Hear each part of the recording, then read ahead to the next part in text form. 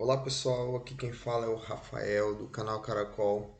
Estamos de volta aí com os nossos vídeos e eu tô querendo fazer algumas análises, né? Tô querendo iniciar uma série de análises sobre séries, sobre séries do Netflix ou de outros lugares que eu esteja assistindo, né?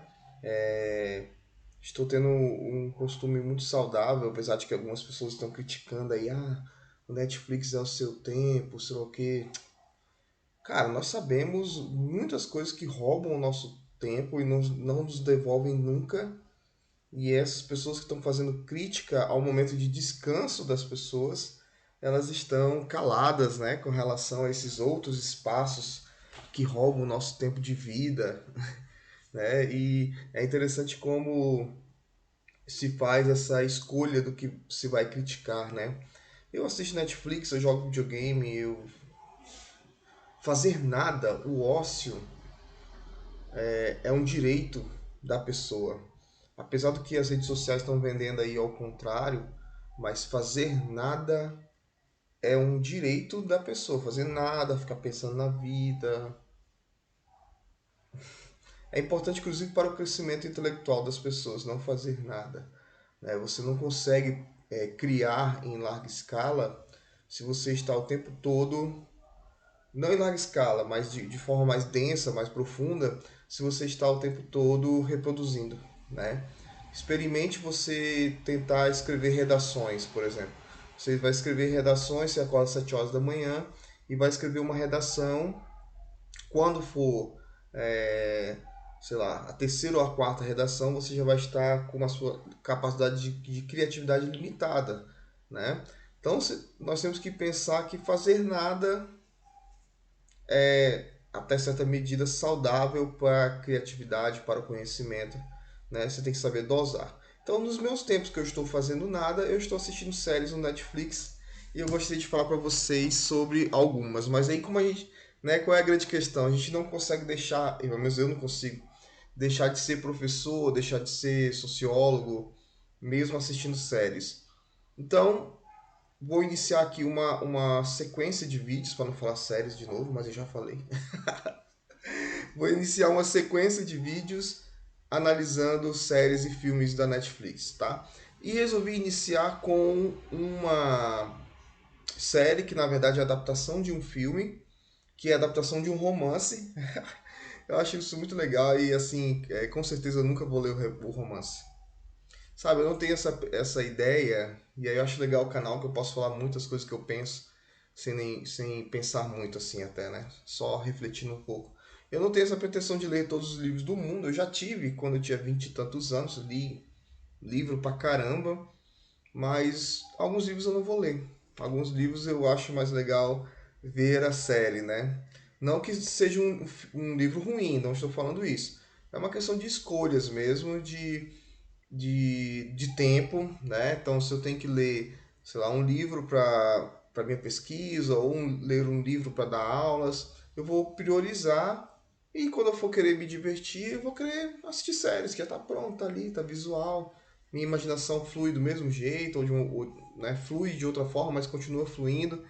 Então, tem o livro, tem um filme de 2013 e tem a série que está na segunda temporada na Netflix, que se chama O Expresso do Amanhã, tá? O Expresso do Amanhã é, vamos dizer assim, fazendo uma síntese, né? Não dando muito spoiler. Na verdade, eu não vou dar quase nenhum spoiler. Eu vou contar pontos e aí quem quiser assistir, assiste e depois comenta aí com a gente. Basicamente, estava tendo aquecimento global, ou seja, isso é uma visão de Porto Velho Rondônia, que está atualmente agora com de manhã cedo, com quase 30 graus, né? Então,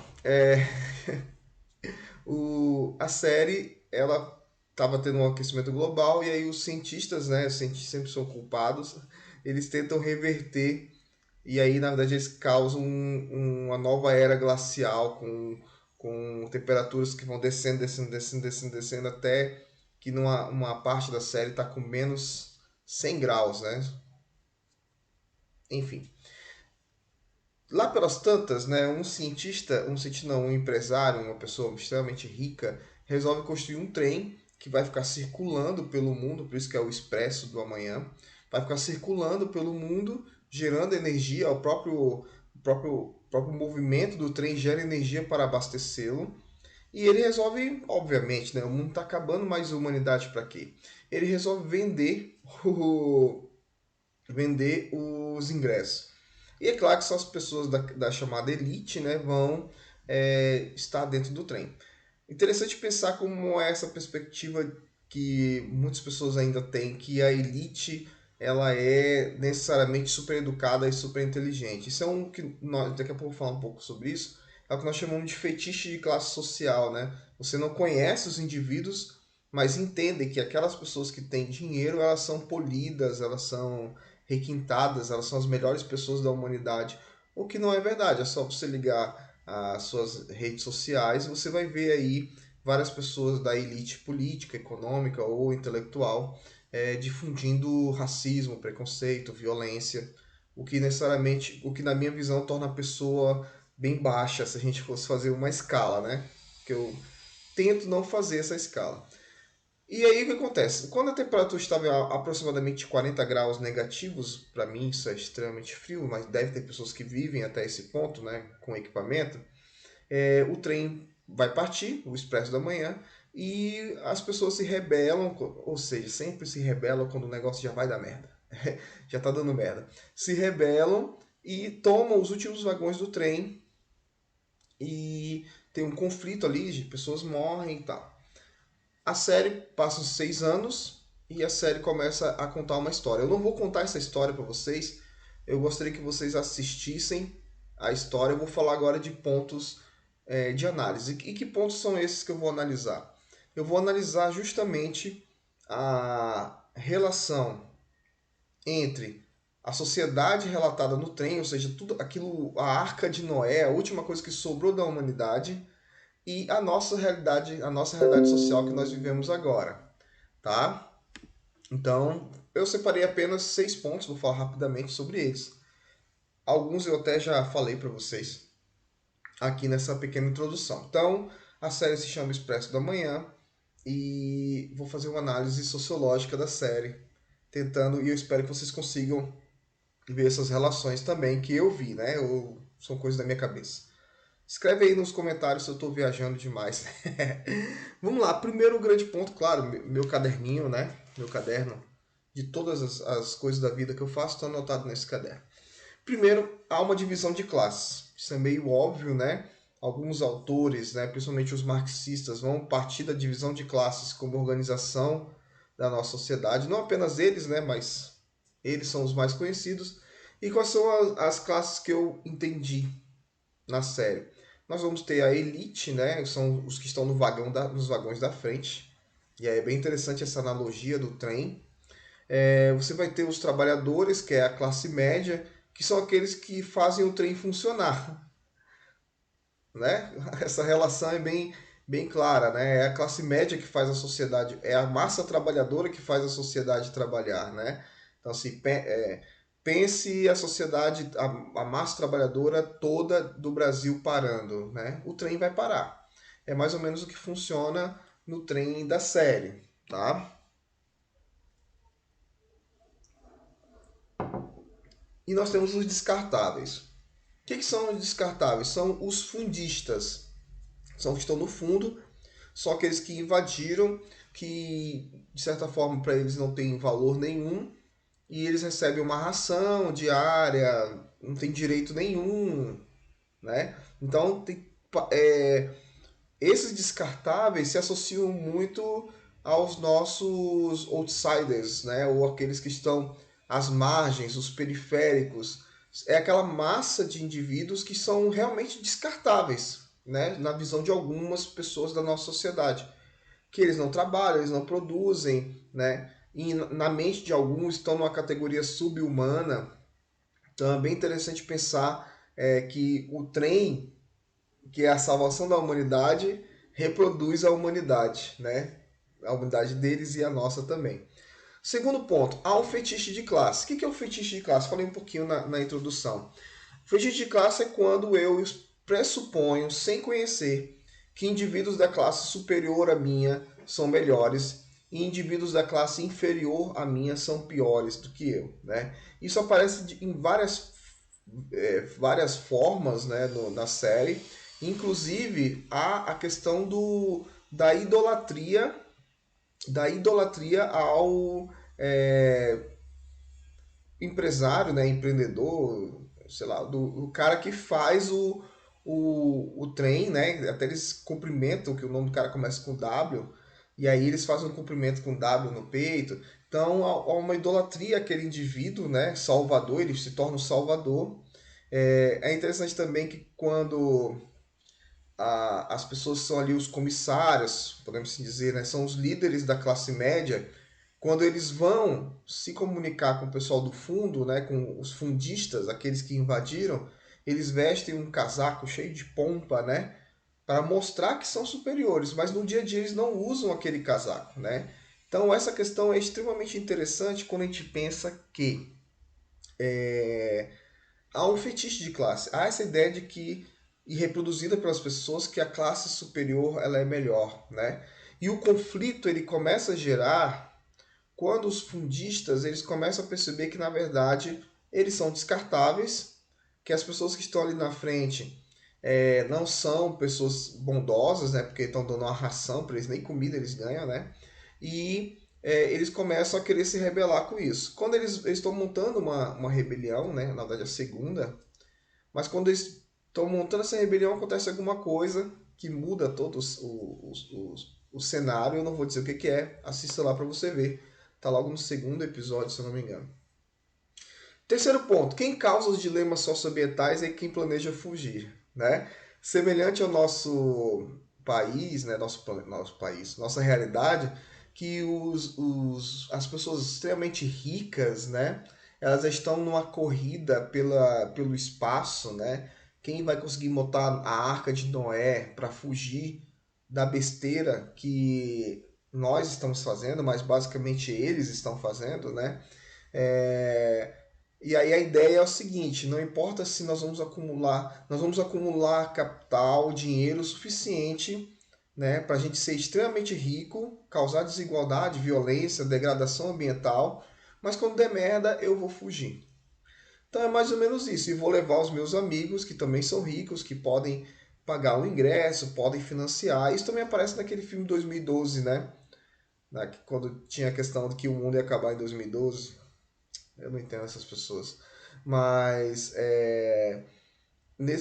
na série é bem isso, né? Uma pessoa rica, extremamente poderosa, ela monta essa arca de Noé, o trem, né? Que fica rodando pelo planeta, e quer apenas que as pessoas que sirvam eles e os ricos estejam ali vivendo uma vida de luxo para sempre, enquanto dane-se o planeta, né?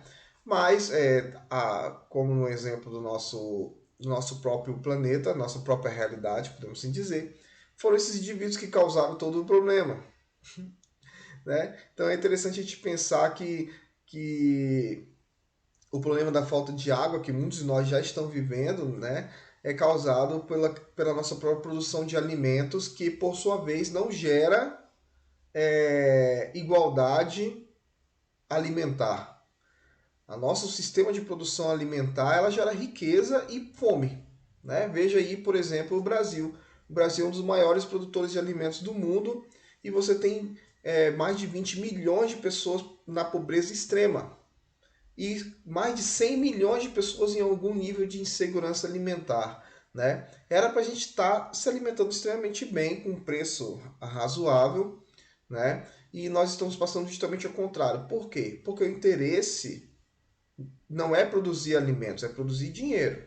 Se fosse produzir alimentos, se o interesse fosse alimentar as pessoas, nós não teríamos quase metade da população brasileira com algum nível de insegurança alimentar, né?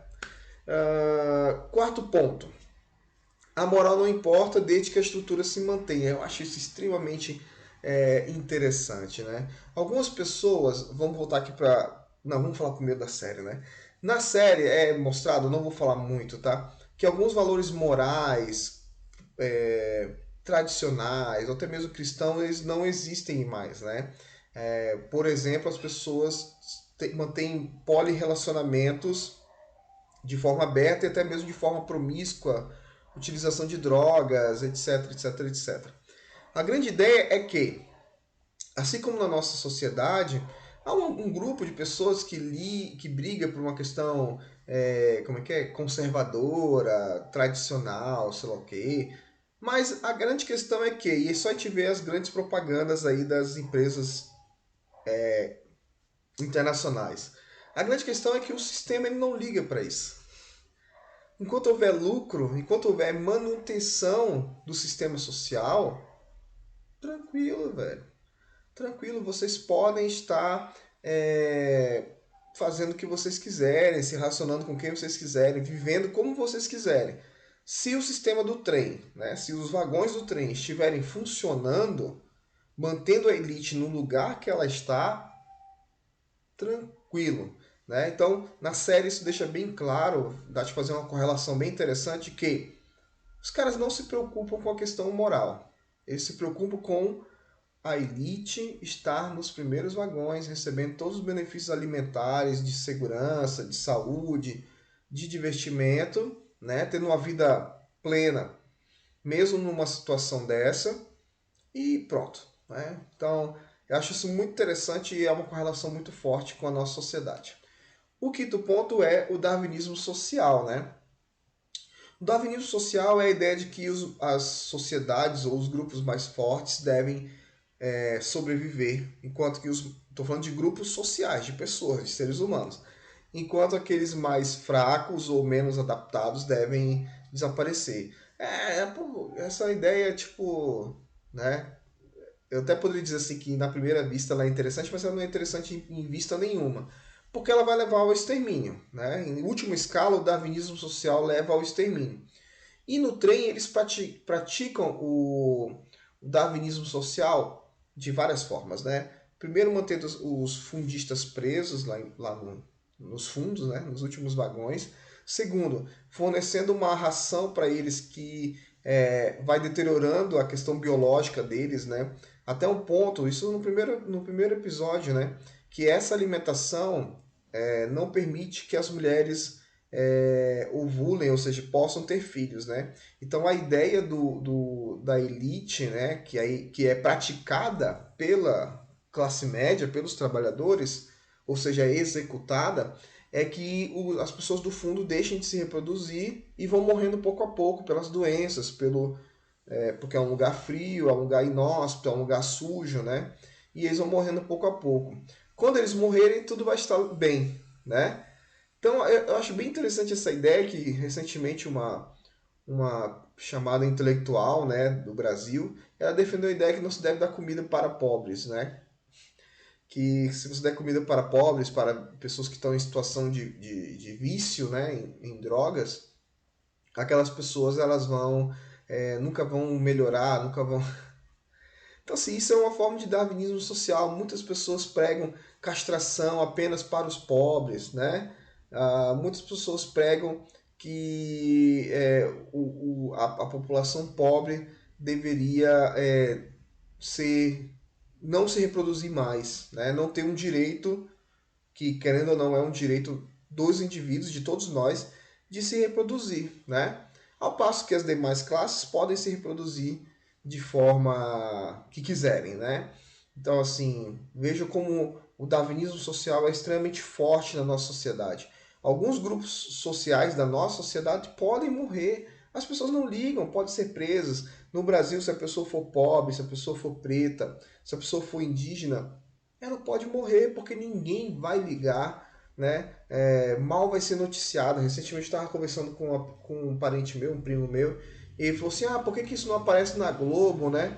Aí eu peguei e respondi para ele: primo, a Globo não noticia nada, né? O tanto de mortes que a gente fica sabendo, de violências, de execuções, a gente não vê isso na grande mídia. A gente não vê isso no YouTube, né? Então, no YouTube e outras plataformas, enfim. O darwinismo social, ele é a morte daqueles que alguém que está lá em cima, que sempre teve todas as regalias, considera ineficazes, né? Então, assim, é mais ou menos aquela frase: eu sou gerente da empresa do meu pai porque eu mereci. Então, se cria uma falsa ideia dentro desse pseudo-darwinismo, né, social, de que quem está lá no poder sempre, não estou falando que não acontece, acontece, quem está lá no poder, quem está lá em cima, sempre mereceu, porque naturalmente é melhor do que aqueles que estão lá embaixo, né? E aí, só para encerrar esse ponto, as Olimpíadas são um grande exemplo, né? As últimas agora, desse ano, 2021. Um exemplo de que se você der o mínimo de incentivo para as pessoas, mesmo ela vindo das classes mais baixas, elas conseguem chegar aonde elas quiserem. Mas nós precisamos, na nossa sociedade, continuar limitando o poder de ação das pessoas pobres, limitando o poder intelectual das pessoas mais pobres, para se manter um discurso falso de que só quem está no topo é que sabe pensar. Mas é uma ilusão. É uma ilusão. E quem está lá em cima sabe. Finge que não sabe. E o último ponto achei se relacionaram, a ascensão social como forma de controle. Quando o conflito lá no fundão está quase explodindo, o que eles fazem? Eles pegam 3, 4 pessoas e colocam na classe média. Isso cria uma ilusão nos indivíduos de que a ascensão ela é possível. E cria um desejo, né? Tem uma parte, quando isso acontece uma vez, o filho não quer ir e a mãe incentiva ele a ir, né? Porque é como o filho vai sair daquela situação. Então, são instrumentos de controle social, tanto na série quanto na nossa sociedade. Você cria a pobreza, amplia a pobreza e escolhe um número de indivíduos que vão subir e vão servir como exemplo de que é possível. Mas, estatisticamente, não acontece, né? Em uma escala considerável. Então você tem lá 20 milhões de pessoas pobres, 4, 5 ou 6 acende, você coloca ele na capa de jornal, você coloca ele no Fantástico, você coloca ele para vender curso para a classe média, né? Para a classe média fingir que também pode ascender. E aí você tem um sistema de enganação, uma ideologia de enganação bem forte, né? Por exemplo, tanto de pessoas que vendem cursos de day trade, né? De manipulação no mercado financeiro de um dia, né? Fique rico rapidamente, sei lá o quê. E aí você tem estudos da USP, da FGV, dentro da área da economia, dizendo o quê?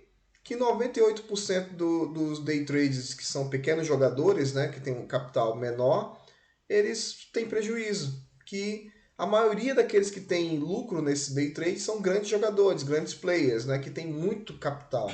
Né? Então, assim, transforma, inclusive a própria imagem, né, que é o negócio do gráfico subindo, descendo, você marca, você desmarca, transforma isso num jogo, uma espécie de gamificação para iludir as pessoas de que é muito fácil ficar rico. Né? Muito recentemente, uma atriz global perdeu 500 mil em esquema de pirâmide.